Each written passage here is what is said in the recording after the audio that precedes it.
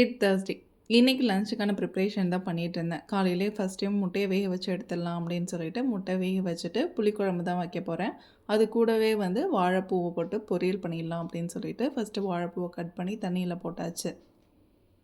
நாளே வாழைப்பூவை க்ளீன் பண்ணி வச்சுக்கிட்டதுனால கொஞ்சம் யூஸ்ஃபுல்லாக இருந்துச்சு. காலையிலே எழுந்திரிச்சு க்ளீன் பண்ணோன்னா ரொம்ப லேட் ஆகிடும். அதனால் நாளே க்ளீன் பண்ணி வச்சுட்டேன்.